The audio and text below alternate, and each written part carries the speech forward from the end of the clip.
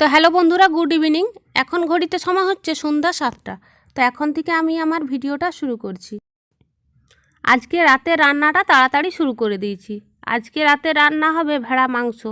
আজকে জানো তো আমাদের গ্রামের বাড়িতে আজকে ঠাকুরের কাছে ভেড়া বলিদান করা হয়, তো সেখান থেকে মাংসটা আনা হয়েছিল।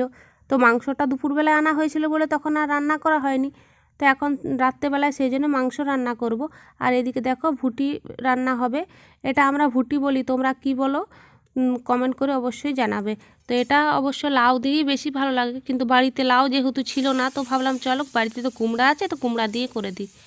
তো কুমড়া দিয়েও মোটামুটি ভালোই লাগে। তো বুটিটাকে প্রথমে দুপুরবেলায় ভালো করে ধুয়ে আর গরম জলে সিদ্ধ করে নিয়েছিলাম, তারপর ভেজে নিলাম। আর এরপর পেঁয়াজটা ভেজে আর কুমড়াটাও একটু দিয়ে দেবো, কুমড়া আর আলু দিয়ে ভালো করে ভেজে নেবো। আর তারপর ওই আদা রসুন কাঁচা লঙ্কা পেস্ট করে রেখেছি, তো সেই মশলাটা একটু দেবো।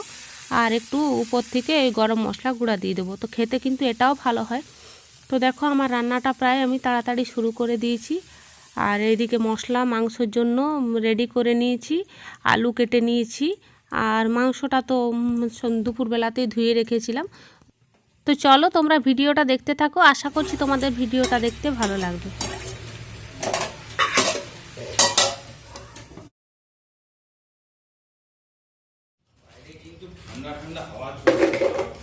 হাওয়া চলছে।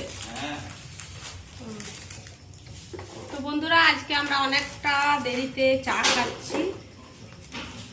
7টা 25 এখন টাইম হচ্ছে।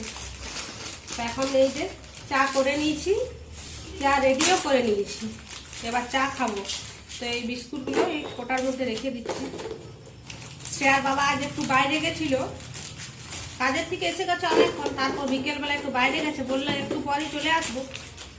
তো আমি ভাবছি আসুক, তারপর একবারই চা বানাবো। আমি যদি চা খেয়ে নিই তখন বলে কি, এসে পরে বলে কি তোমরা চা খেয়ে নিছো, চা খাওয়া হয়ে গেছে, এমন করে বলবে না, আমার জন্য দাঁড়াবে না। ও বলে একসাথেই খাবো। তো সেই জন্য ওর জন্য দাঁড়িয়ে দাঁড়িয়ে আজকে এতটা মানে সন্ধ্যা হয়ে গেল। এখন কি চা খাওয়ার টাইম? আজকে আমি চা খেয়েছি। হ্যাঁ, আর আজকে ও চা খেয়ে বাইরে থেকে চলে এসেছে, এসে বলছে কি চা করতে হবে না আজকে। আমি বলছি আমি জানি আজকে ও ঠিক চা খেয়ে এসেছে। কি সুন্দর নিজে চা খেয়ে এসছে, আর এসে কি সুন্দর বলছে আমাকে আর চা করতে হবে না। 2024 ওয়েদারের ব্যাপারটা মানুষের পাগল হয়ে যাবে।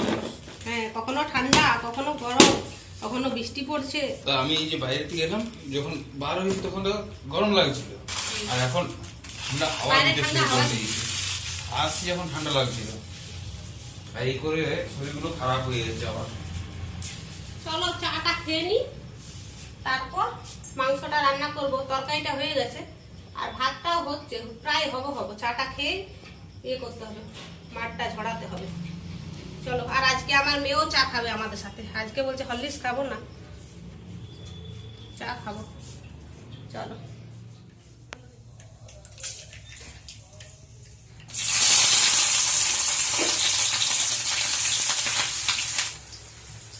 তো চা খাওয়া হয়ে গেছে, আর এদিকে ভাতটা হয়ে গেছিল, হাঁড়িটা উবুর করে দিলাম। আর এদিকে মাংস রান্নাটা তো বসিয়ে দিয়েছি, পেঁয়াজটা ভাজতে বসিয়েছি।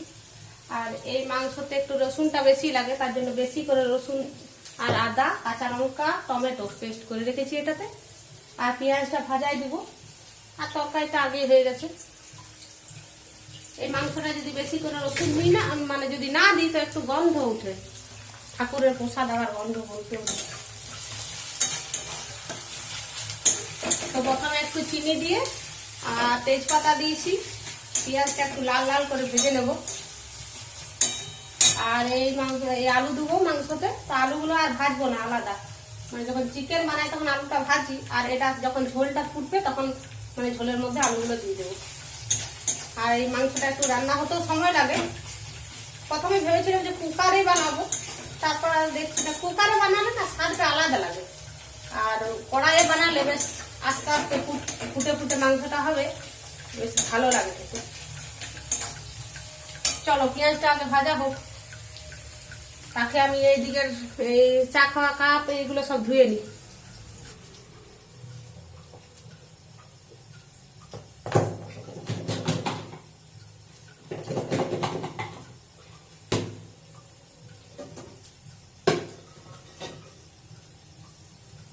এইটুকু জায়গার মধ্যে এত জিনিস রাখা যায় না। এগুলো চলো ঘর ভিতরে রেখে দিয়ে আসি।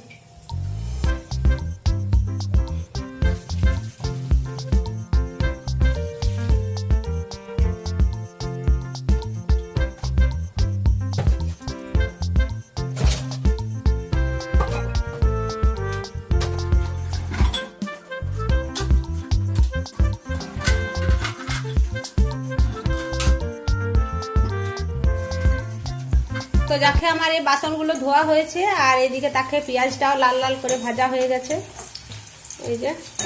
আর এবার আমি এই যে মশলাটা করে রেখেছি, এই মশলাটা দিয়ে দেবো। তো এখানে নুন, হলুদ, জিরার গুঁড়া, ধনার গুঁড়া, লঙ্কার গুঁড়া সব দিয়ে দিয়েছি। আর হলুদটা একটু কমই দিয়েছি, কারণ এই যে মাংসটার মধ্যে হলুদটা একটু মাখিয়ে রেখেছিলাম। মানে অনেকক্ষণ মাংসটা এনেছে তো, দুপুরবেলাতে এনেছে ওই 2টা 2:30টার সময়, তো তখন তো আর করা হয়নি। তো দিশে না খারাপ হয়ে যায়, সেজন্য হলুদ আর কাঁচা তেল মাংসটার মধ্যে মাখিয়ে রেখেছিলাম ভালো করে ধুয়ে, আর হলুদ আর কাঁচা তেল দিয়ে রেখে দিয়েছিলাম। তার জন্য এখানে হলুদটা একটু কম দিলাম, বেশি দিলে আবার হলুদটা তিতো হয়ে যাবে। আর এদিকে এই মাংসটার মেন জিনিস হচ্ছে রসুন।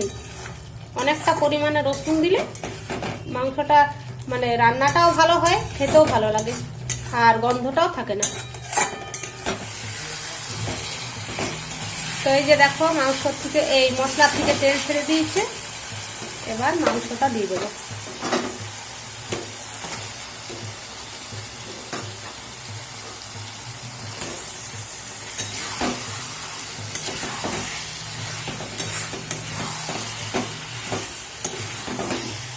তো এইদিকে মাংসটা তো দিয়ে দিয়েছি, আর একটা ঢাকা চাপা দিয়ে দিয়েছি। মাংস থেকে প্রচুর জল বার হচ্ছে, মানে এতবার করে আমি ধুয়েছি না, মাংসটাতে সেই লোম থাকে তো এতবার করে ধুয়েছি, মানে প্রচুর জল বার হচ্ছে।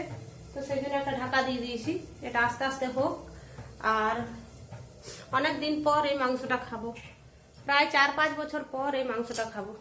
যখন গ্রামের বাড়িতে থাকতাম তখন প্রতি বছরই যখন এই আজকের দিনে এই ইয়েটা পড়ে, ঠাকুরকে দেওয়া হয়, তো তখন খাওয়া হতো। আর এখন যখন থেকে এখানে চলে এসেছি রঘুনাথপুরে, তো তখন থেকে আর খাওয়া হতো না। তো এবছর আনা হলো, তো এবছর খাওয়া হবে। 3 বছর হয়ে গেল, 3-4 বছর, 4 বছর হবে 2020 থেকে 20 থেকে 24। হ্যাঁ, 4 বছর মাঝে। আর এইদিকে আমার মেয়ে এখন শুয়ে শুয়ে পড়ছে, আর ওর বাবাও শুয়ে শুয়ে ফোন দেখছে। 8টা 10 বেজে গেল। আজকে একটু তাড়াতাড়ি খাবার খেয়ে শুবো, মানে রাত্রেবেলায় ঘুম হয়নি ভালো করে কালকে, আর সকালে উঠেছি। আর এদিকে দুপুরেও ঘুমাইনি। রাতে কি হচ্ছে বলতো, মানে অনেক রাত পর্যন্ত আমরা জেগে থাকি, এমনি ফোন টোন দেখা হয়, গল্প হয় এমনি করে। আর এমনিতেও আমাদের মানে এমন হয়ে গেছে, মানে রাত 11:30-12টার নিচে ঘুম হয় না। তো তারপরে যখন শুই, তো 11:30-12টা পর্যন্ত জেগে থাকি, একটাও মশা লাগে না। আর যখনই শুবো তখনই মশা লাগবে। আবার কি বলতো, উঠে যখন লাইটটা জ্বালাই তখন আর মশাগুলো দেখতে পাই না। আর কি হয়েছে, এখন অনেকদিন সেই মশার ধূপ দেওয়া হয়নি, নিয়ে সেদিন দিয়েছি, আর গন্ধটা না সহ্য করতে পারছিলাম না, মানে যেন দমটা বন্ধ হয়ে যাবে সেরকম। যে আমার ধূপটা বন্ধ করে দিয়েছি, তখন আবার মশা লাগছে। তো এভাবে না রাতে ভালো করে ঘুম হয়নি, মশাগুলো এত চালাক হয়ে গেছে। আর কি করছি, মাঝে মধ্যে আমি আবার ফোনটা নিয়ে শুই, ফোনের লাইটটা জ্বালিয়ে রেখেছি, আর ঘুম এসছে, ঘুমিয়ে গেছি। আবার একটু পরে মানে উঠেছি, উঠে দেখছি ফোনের লাইটটা জ্বলছে।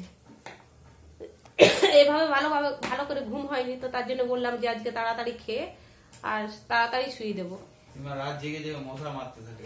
হ্যাঁ, তো কি করবো, দেওয়াল নাইট শিফট ডিউটি। দেখো দেওয়ালগুলো রং হয়ে গেছে, লাল লাল রং, ছাপ ছাপ ছাপ। কি করবো, মশাগুলো রক্ত খায়, তো না মারলে।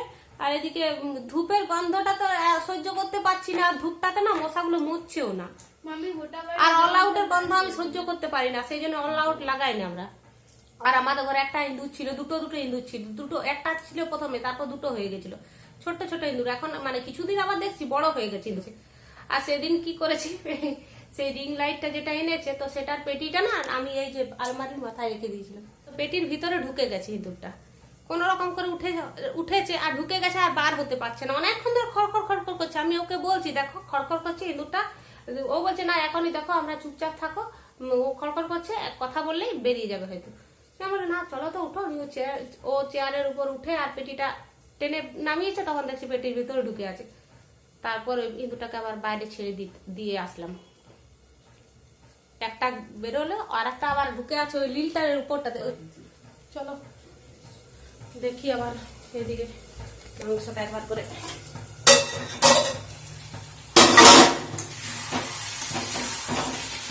এটা একবার করে না নামলে ভেঙে যেতে পারে। তো এইদিকে জল দেওয়া হয়ে গেল আর ফুটতে শুরু করেছে। এবার আলুগুলো দিয়ে দেবো। আর এইদিকে জলটা একটু বেশিই দিয়েছি, মাংসটাও সিদ্ধ হতে একটু সময় লাগবে, জল লাগবে। আর এই ঝোলটা একটু পাতলা পাতলা বেশ খেতে ভালো লাগে। আর এইরকম মাংস গাঢ় গাঢ় ভালোও লাগে না, পাতলা পাতলা ঝোলটাই বেশি ভালো লাগে। তো আলুগুলোও দিয়ে দিলাম। এবার এটা কম আঁচ করে দেব, একদম সিম করে দেব, আস্তে আস্তে সিদ্ধ হবে। আর ঢাকা দেবো না, কিন্তু ঢাকা দিলে না এই ঢাকার মধ্যে তেল মশলা সব উঠে যায়। এই যে দেখো তেল মশলা উঠে যায় সব, এই জন্য এইটা এইরকমই কম আছে, আস্তে আস্তে হতে থাক। তো আমার মাংস রান্না হয়ে গেছে, মাংসটা সিদ্ধ হয়ে গেছে। এবার আমি গ্যাসের ফ্লেমটা বন্ধ করে দেব। তো তার আগে মিট মশলা আর একটু গরম মশলা দিয়ে দিচ্ছি উপর থেকে। তো বন্ধুরা খাওয়া দাওয়া কমপ্লিট হয়ে গেছে, খাওয়া দাওয়ার সাথে ধোয়াও কমপ্লিট সীমার। আর বললো তাড়াতাড়ি, হ্যাঁ বললো তাড়াতাড়ি খেয়ে দিয়ে শুবো, এই 10টা 15-20 হয়ে গেল না। তো যাই হোক, এরপর আর বেশিক্ষণ জাগবো না আমরা। আর একটু দেখছি একটু ঘুম নেই, শুধু ফটো তোলা। সব বাচ্চারা এই টাইমে ঘুমিয়ে পড়ে, আমার বেটু এখন জেগে থাকবে। যতক্ষণ না আমরা ঘুমাবো ততক্ষণ তোকে জেগে থাকবে,